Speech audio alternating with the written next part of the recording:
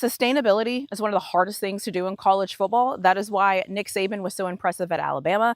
That is why Ohio State is so impressive. That's also why Georgia is so impressive, because they have been able to sustain being good for a long time. And honestly, I'm going to add Oregon in here. Now, I know Oregon hasn't won a national championship, but Oregon is always in contention. They went to the Big Ten and won the Big Ten, so I'm not going to take away from Oregon's ability to win football games, because that is impressive. There are a lot of schools that would trade places with Oregon in a second compared to what they've had over the last 10, 15 seasons. So sustainability in college football is pretty impressive. Now, with the change of college football, the bigger the conferences are, the way I feel about the college football committee, all the different things that I'm feeling about college football right now, there's one thing that is glaring out to me that is going to be super important, and I wanted to talk about it in a different way than other people are talking about it. Now, most people are talking about the biggest games of the season, the have to watch games, the games that you want to make sure that you plan your entire life around, because those are going to be the big moments in college football season. I decided to go at this a different angle. I decided to pick games that I think are going to impact the season. And so what I mean by that is, if some of these teams happen to lose some of these games that we might not see as important, but if they lose these games, or the winners of these games, it could actually make things very interesting, specifically in the Big Ten. The Big Ten this year, a lot of these schools that don't usually play in the same year are playing in the same year. And that is going to make things must watch, because if somebody loses that is not supposed to lose, or if somebody wins that's not supposed to win, it's going to complicate some things, because there are some teams in the Big Ten that don't have as hard of schedules as other teams. Usually, though, the teams that don't have hard schedules are the Ohio States, are the Oregons.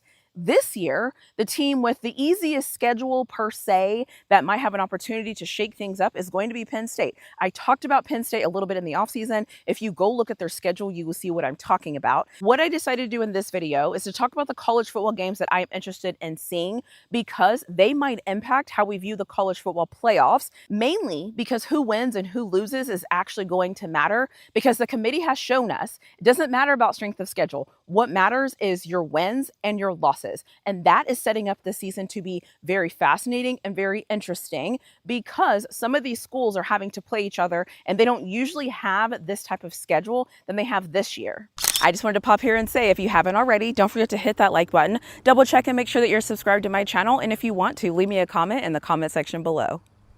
An example of this, and I'm just going to put this up here on the screen while I go through my iPad. This year, Indiana plays Ohio State, Michigan, USC. I happen to think USC might be a halfway decent team this year. Okay, Ohio State plays Indiana, Oregon, Michigan, and USC. That is technically, potentially, 4 really tough games for Ohio State, so that could be interesting. But then Oregon plays Ohio State and Michigan. For what is going to happen there, Oregon also plays USC, so that's 3 teams on their schedule. And then USC plays Indiana, Oregon, Ohio State. So that's 3 potential hard games for them. I am not looking at this Big Ten schedule and saying all those other teams don't have a chance of winning any of these football games. What I am saying is this, though. I just listed 4 Big Ten schools that, if those teams happen to beat each other, and if some teams happen to be 10-2, God forbid 9-3, but they're beating each other, or if somebody slips up and loses a game they're not supposed to lose, this is going to get very interesting. And that is just what is happening in the Big Ten. We all know the SEC has gone to 9 games. Because the SEC has gone to 9 games, we all know those schedules are going to be complicated, because that extra game, just by default, makes it more complicated. This might be the first time, though, in a long time that we're seeing the Big Ten actually play competition against each other when it's top schools against top schools. So that is something I'm going to keep an eye out on. Because of that, that lends me to the games that I feel might impact this season and might impact some standings, because it could potentially get weird depending on who wins these games. So the first game I have on here is Oregon versus USC. And then I have Ohio State versus Texas, LSU versus Ole Miss. And then I have Indiana versus Michigan, Oregon versus Michigan, Penn State versus USC and Michigan. I'm going to get back to that one here in a second. And then Notre Dame versus BYU, and then Miami versus Notre Dame. Now, let's backtrack a little bit.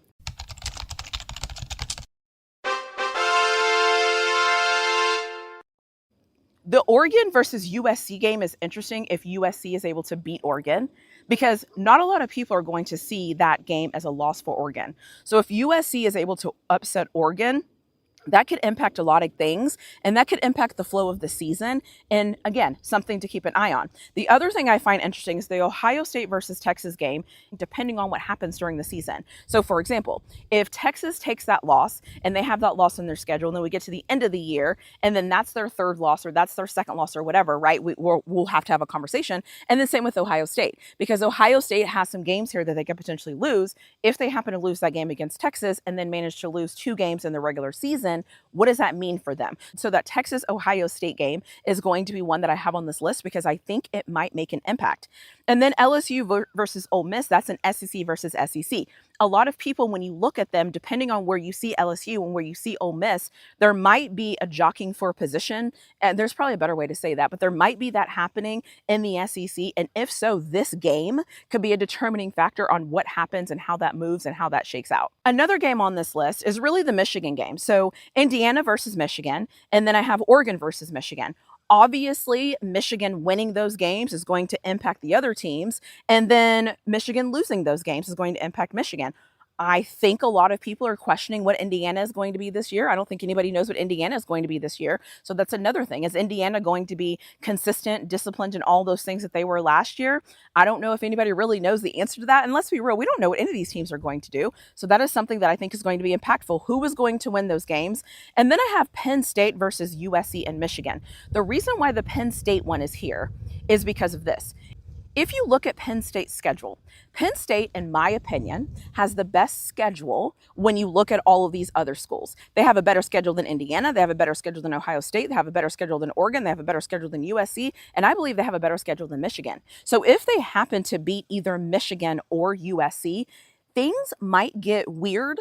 Because if they end up going 10-2 or they end up going 11-1, 11-1 sounds a little crazy, but a 10-2, what if they make it into the Big Ten championship because of some of the games the other teams have lost? The games that Penn State plays this year against USC and Michigan, if they happen to win those games, things are going to get messy. If they lose those games, they're supposed to lose those games. If they win those games, things are going to get really messy, really fast, potentially for USC, potentially for Michigan, and really for the Big Ten. So those 2 games are going to be very impactful, and I am going to be paying close attention. And then let's talk about the Notre Dame of it all. Notre Dame's not even in a conference, so all they need to do is win games. However, they happen to have Miami on their schedule, and they happen to have BYU on their schedule. I believe that Miami and BYU are going to be the hardest 2 teams that Notre Dame has to play this year. If they win those games, cool. If they don't win those games, then what? What does a 10-2 Notre Dame mean?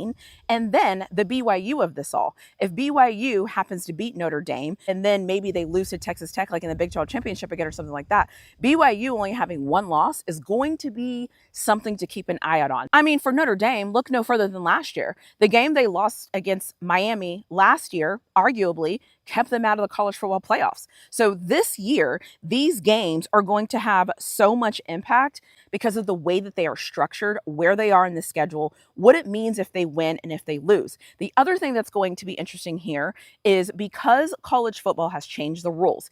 If you win your conference, you're in the college football playoffs. How that gets weird is if Miami does not win the ACC. If Miami doesn't win the ACC, that's another ACC team that's going to get in the playoffs. And then what happens to Miami? The same thing can happen if something gets weird in the Big Ten and Penn State happens to win the Big Ten. For me, at the end of the day, I strongly dislike how big these conferences are. I strongly dislike how the committee does things. I think it should be 16 teams, but it's not. It's only 12. So really, though, it's 12 teams. And then if Notre Dame has a good record, that takes a spot. So it's 11 teams. And then you give a G5 a spot. So that's 10 teams. And then you give the 4 conference championships a spot. Okay, so now you go from 12 down to 10. Now we're down to 6. So now there's 6 spots for teams. Teams can afford a loss. Teams can usually afford 1 loss. Some teams might not be able to afford 2 losses.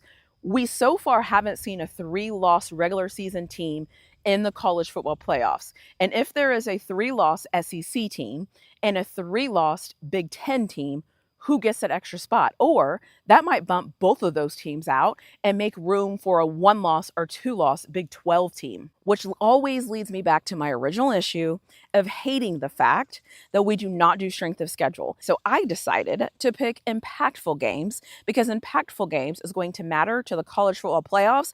And at this point, that's all I care about when it comes to college football are the college football playoffs. Who's going to get in, who's not going to be in. So let me know what you think in the comment section below. Let me know if there's a game that I haven't listed here that you're thinking about that's going to make an impact, and let me know your reasons why. College football is so weird here. We have the committee. We know how I feel about the committee. We don't have strength of schedule. We know how I feel about that. I feel like all of this is one big manipulation so that people can get in a room behind closed doors, do what they want to do, and not let us know what that means. The only thing we know for sure is who won games, who lost games, who they won to, and who they lost to. We don't know what it all means. We don't know what really matters anymore. But I do know that some of these games could get tricky if the wrong team, in air quotes, happens to lose the game.